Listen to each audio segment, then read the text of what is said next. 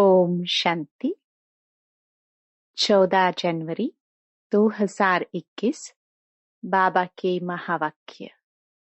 मीठे बच्चे, बाप तुम्हें जो पढ़ाई पढ़ाते हैं वह बुद्धि में रख सबको पढ़ानी है। हर एक को बाप का और सृष्टि चक्र का परिचय देना है। प्रश्न। आत्मा सतयुग में भी पाठ बजाती और कलयुग में भी, लेकिन अंतर क्या है? उत्तर। सतयुग में जब पाठ बजाती है तो उसमें कोई पाप कर्म नहीं होता है। हर कर्म वहां अकर्म हो जाता है, क्योंकि रावण नहीं है। फिर कलयुग में जब पाठ बजाती है तो हर कर्म विकर्म व पाप बन जाता है, क्योंकि यहाँ विकार है। अभी तुम हो संगम पर, तुम्हें सारा ज्ञान है। ओम शांति।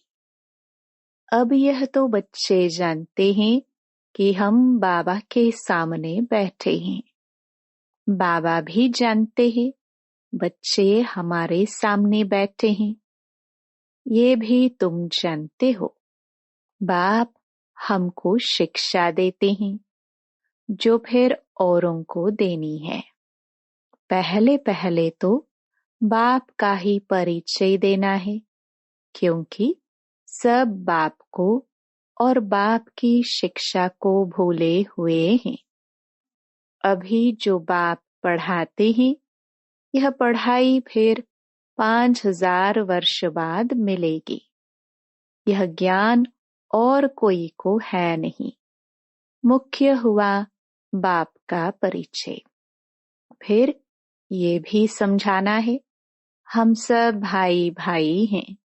सारी दुनिया की जो सब आत्माएं हैं, सब आपस में भाई भाई हैं।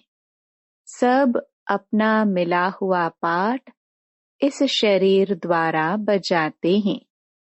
अब तो बाप आए हैं नई दुनिया में ले जाने के लिए, जिसको स्वर्ग कहा जाता है। परंतु हम सब भाई पतित हैं, एक भी पावन नहीं। सभी पतितों को पावन बनाने वाला है ही एक बाप। यह है ही पतित विकारी भ्रष्टाचारी रावण की दुनिया। रावण का अर्थ ही है 5 विकार स्त्री में, 5 विकार पुरुष में। बाबा बहुत सिंपल रीति समझाते हैं। तुम भी ऐसे समझा सकते हो। तो पहले पहले ये समझाओ, हम आत्माओं का वह बाप है। हम सब ब्रदर्स हैं। पूछो, यह ठीक है? लिखो, हम सब भाई भाई हैं। हमारा बाप भी एक है। हम सब सोल्स का वह है सुप्रीम सोल। उनको फादर कहा जाता है। यह पक्का पक्का बुद्धि में बिठाओ तो सर्वव्यापी आदि पहले निकल जाए। अलफ पहले पढ़ना है। बोलो, यह अच्छी रीति बैठ लिखो। आगे सर्वव्यापी कहता था। अब समझता हूँ कि सर्वव्यापी नहीं है। हम सब भाई भाई हैं। सब आत्माएं कहती हैं गॉड फादर, परम पिता। पहले तो यह निश्चय बिठाना है कि हम आत्मा है, परमात्मा नहीं है। न हमारे में परमात्मा व्यापक है, सब में आत्मा व्यापक है। आत्मा शरीर के आधार से पाठ बजाती है। यह पक्का कराओ। अच्छा, फिर वह बाप सृष्टि के आदि मध्य अंत का ज्ञान भी सुनाते हैं। और तो कोई भी जानते नहीं कि इस सृष्टि चक्र की एज कितनी है। बाप ही टीचर के रूप में बैठ समझाते हैं। लाखों वर्ष की तो बात ही नहीं।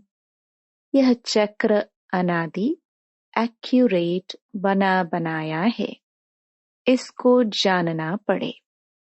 सतयुग त्रेता पास्ट हुए। नोट करो। उसको कहा जाता है स्वर्ग और सेमी स्वर्ग। जहाँ देवी देवताओं का राज्य चलता है वह 16 कला, वह 14 कला। धीरे धीरे कलाएं कम होती जाती हैं। दुनिया पुरानी तो जरूर होगी ना। सतयुग का प्रभाव बहुत भारी है। नाम ही है स्वर्ग, हेवन, नई दुनिया। उसकी ही महिमा करनी है। नई दुनिया में है ही एक आदि सनातन देवी देवता धर्म। पहले बाप का परिचय, फिर चक्र का परिचय दिया जाता है। चित्र भी तुम्हारे पास है निश्चय कराने के लिए। यह सृष्टि का चक्र फिरता रहता है। सतयुग में लक्ष्मी नारायण का राज्य था। त्रेता में राम सीता का। ये हुआ आधा कल्प। 2 युग पास्ट हुए। फिर आता है द्वापर कलयुग।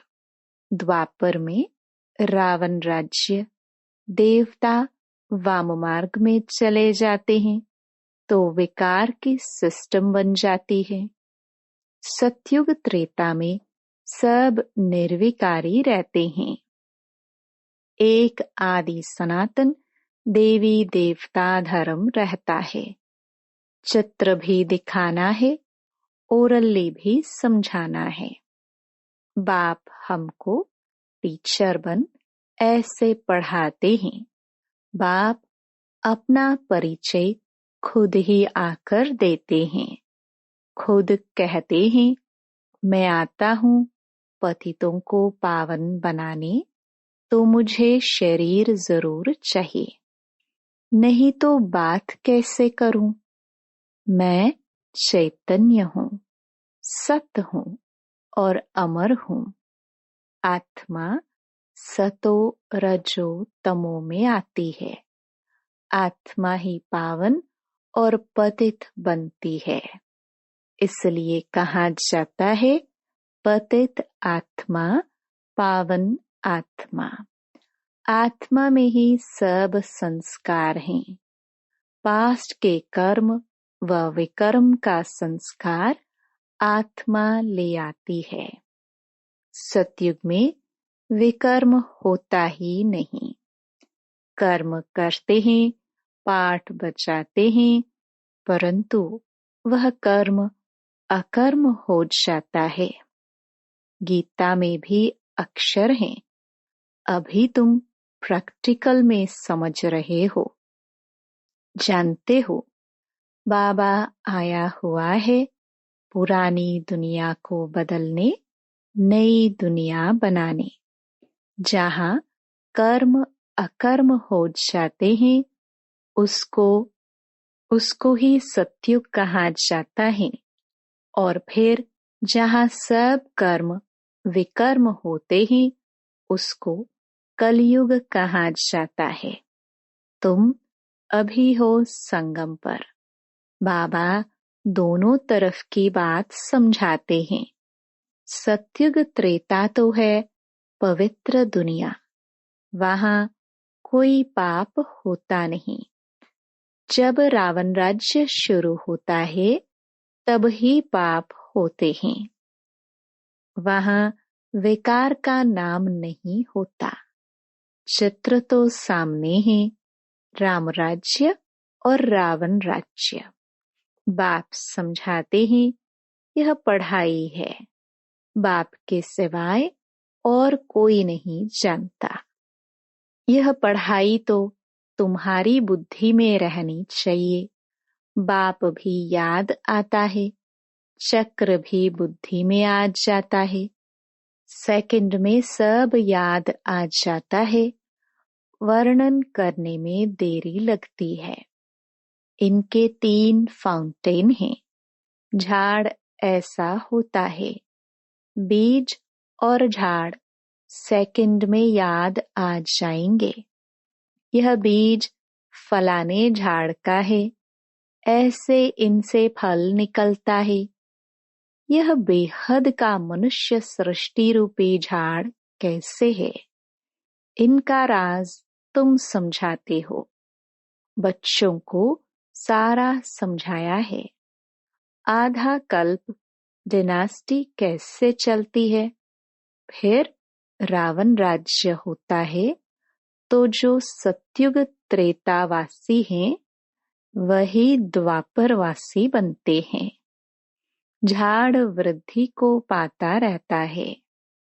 आधा कल्प के बाद रावण राज्य होता है, विकारी बन जाते हैं। बाप से जो वर्षा मिला वह आधा कल्प चला। नॉलेज सुनाकर वर्षा दिया, वह प्रालब्ध भोगी अर्थात सतयुग त्रेता में सुख पाया। उसको सुखधाम सतयुग कहा जाता है। वहां दुख होता ही नहीं। कितना सिंपल समझाते हैं। एक को समझाते हो या बहुतों को समझाते हो तो ऐसा अटेंशन देना है। समझता है, हाँ हाँ करता है, बोलो नोट करते जाओ। कोई शंका हो तो पूछना। जो बात कोई नहीं जानता वह हम समझाते हैं। तुम कुछ भी जानते नहीं हो, पूछेंगे फिर क्या। बाबा तो इस बेहद झाड़ का राज समझाते हैं। यह नॉलेज अभी तुम समझते हो। बाप ने समझाया है तुम 84 के चक्र में कैसे आते हो। यह अच्छी रीति नोट करो, फिर इस पर विचार करना है। जैसे टीचर ऐसे निबंध देते हैं, फिर घर में जाकर रिवाइज कर आते हैं ना। तुम भी यह नॉलेज देते हो, फिर देखो क्या होता है। पूछते रहो, एक एक बात अच्छी रीति समझाओ। बाप टीचर का कर्तव्य समझाकर फिर गुरु का समझाओ। उनको बुलाया ही है कि आकर हम पतितों को पावन बनाओ। आत्मा पावन बनती है तो फिर शरीर भी पावन मिलता है। जैसा सोना वैसा जेवर बनता है। 24 कैरेट का सोना उठाएंगे, खाद नहीं डालेंगे तो जेवर भी ऐसे सतो प्रधान बनेंगे। एलॉय डालने से तमो प्रधान बन पड़े हैं। पहले पहले भारत 24 कैरेट पक्के सोने की चिड़िया था, अर्थात सतो प्रधान नई दुनिया थी। फिर तमो प्रधान बनी है। यह बाप ही समझाते हैं और कोई मनुष्य गुरु लोग नहीं जानते। बुलाते हैं आकर पावन बनाओ, सो तो गुरु का काम है। वानप्रस्थ अवस्था में मनुष्य गुरु करते हैं। वाणी से परे स्थान तो है इनकॉर्पोरियल वर्ल्ड, जहाँ आत्माएं रहती हैं। ये है कॉर्पोरियल वर्ल्ड। दोनों का यह मेल है। वहाँ तो शरीर है नहीं, वहाँ कोई कर्म नहीं होता है। बाप में तो सारी नॉलेज है। ड्रामा प्लान अनुसार उनको कहाँ ही जाता है नॉलेजफुल। वह चैतन्य सत चित आनंद स्वरूप होने के कारण उनको नॉलेजफुल कहा जाता है। बुलाते भी हैं, हे पतित पावन नॉलेजफुल शिव बाबा। उनका नाम सदैव शिव ही है। बाकी आत्माएं सब आती हैं पाठ बजाने, तो भिन्न भिन्न नाम धारण करती हैं, बाप को बुलाते हैं, परंतु उनको कुछ भी समझ नहीं रहती। जरूर भाग्यशाली रथ भी होगा जिसमें बाप प्रवेश कर तुमको पावन दुनिया में ले जाए। तो बाप समझाते हैं, मीठे मीठे बच्चों, मैं उनके तन में आता हूँ जो बहुत जन्मों के अंत में हैं, पूरा 84 जन्म लेते हैं। भाग्यशाली रथ पर आना पड़ता है। पहले नंबर में तो है श्री कृष्ण, वह है नई दुनिया का मालिक। फिर वही नीचे उतरते हैं, गोल्डन से सिल्वर, कॉपर, आयरन एज में आकर पढ़ते हैं। अभी फिर तुम आयरन से गोल्डन बन रहे हो। बाप कहते हैं, सिर्फ मुझ अपने बाप को याद करो। जिसमें प्रवेश किया है उनकी आत्मा में तो जरा भी नॉलेज नहीं थी। इनमें मैं प्रवेश करता हूँ, इसलिए इनको भाग्यशाली रथ कहा जाता है। नहीं तो सबसे ऊंच तो यह लक्ष्मी नारायण हैं, इनमें प्रवेश करना चाहिए, परंतु उनमें परमात्मा प्रवेश नहीं करते, इसलिए उनको भाग्यशाली रथ नहीं कहा जाता है। रथ में आकर पतितों को पावन बनाना है तो जरूर कलयुगी तमो प्रधान होगा ना। खुद कहते हैं, मैं बहुत जन्मों के अंत में आता हूँ। गीता में भी अक्षर एक्यूरेट हैं। गीता को ही सर्वशास्त्रमयी शिरोमणि कहा जाता है। इस संगम युग पर ही बाप आकर ब्राह्मण कुल और देवता कुल स्थापन करते हैं। बहुत जन्मों के अंत में अर्थात संगम युग पर ही बाप आते हैं। बाप कहते हैं, मैं बीज रूप हूँ। कृष्ण तो है सत्युग का रहवासी, उनको दूसरी जगह तो कोई देख न सके। पुनर्जन्म में तो नाम रूप देश काल सब बदल जाता है, फीचर्स ही बदल जाते हैं। पहले छोटा बच्चा सुंदर होता है, फिर बड़ा होता है, वह फिर शरीर छोड़ दूसरा छोटा लेता है। ये बना बनाया खेल ड्रामा के अंदर फिक्स है। दूसरा शरीर लिया तो उनको कृष्ण नहीं कहेंगे। उस दूसरे शरीर पर नाम आदि फिर दूसरा पड़ेगा। समय, फीचर्स, तिथि, तारीख आदि सब बदल जाता है। वर्ल्ड की हिस्ट्री, ज्योग्राफी हूबहू रिपीट कहा जाता है, तो ये ड्रामा रिपीट होता रहता है। सतो रजो तमो में आना ही है। सृष्टि का नाम, युग का नाम सब बदलते रहते हैं। अभी यह है संगम युग। मैं आता ही हूँ संगम पर।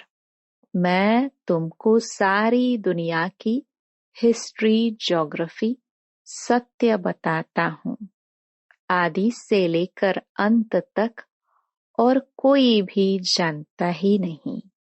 सत्युग की आयु कितनी थी यह पता न होने कारण लाखों वर्ष कह देते हैं। अभी तुम्हारी बुद्धि में सब बातें हैं। तुम्हें अंदर में यह पक्का करना है कि बाप टीचर सतगुरु है, जो फिर से सतो प्रधान बनने के लिए बहुत अच्छी युक्ति बताते हैं। गीता में भी है, देह सहित देह के सब धर्म छोड़ अपने को आत्मा समझो। वापस अपने घर जरूर जाना है। भक्ति मार्ग में कितनी मेहनत करते हैं भगवान पास जाने के लिए। वह है मुक्ति धाम, कर्म से मुक्त।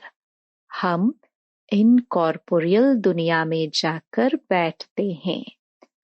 पाठधारी घर गया तो पाठ से मुक्त हुआ। सब चाहते हैं हम मुक्ति पाए। मोक्ष तो किसको मिल ना सके। यह ड्रामा अनादि अविनाशी है। कोई कहे यह पाठ आने जाने का हमको पसंद नहीं, परंतु इसमें कुछ कर ना सके। यह अनादि ड्रामा बना हुआ है। एक भी मोक्ष पा नहीं सकते। वह सब है अनेक प्रकार की मनुष्य मत। यह है श्रीमत, श्रेष्ठ बनाने के लिए। मनुष्य को श्रेष्ठ नहीं कहेंगे। देवताओं को श्रेष्ठ कहा जाता है।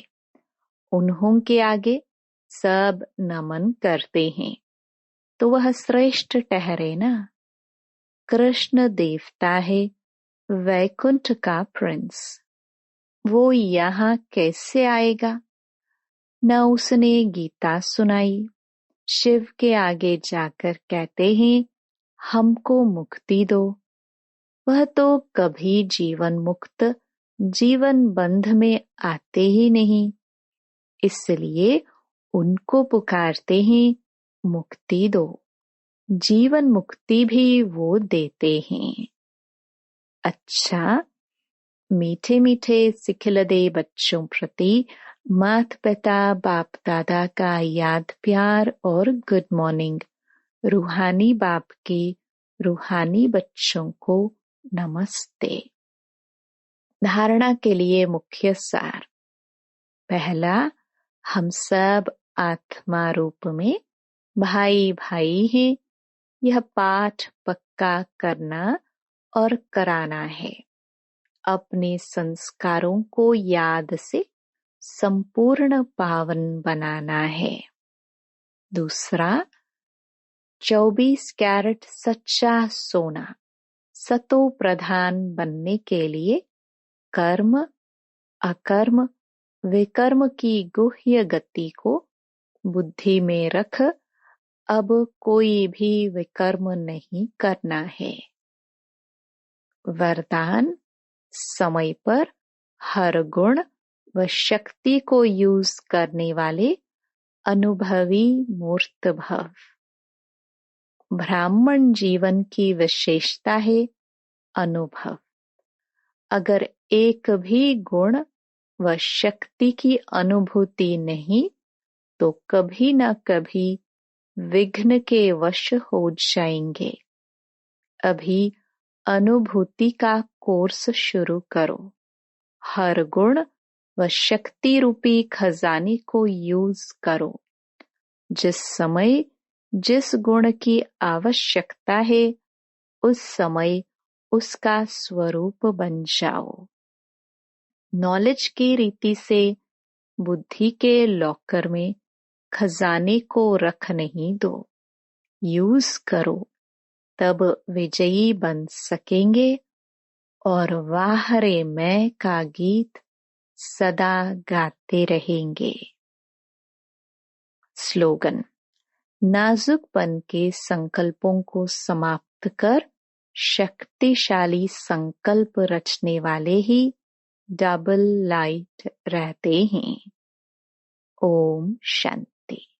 To watch Peace of Mind channel videos on YouTube, subscribe us on youtube.com/tvpeaceofmind. Just a click for a peaceful life.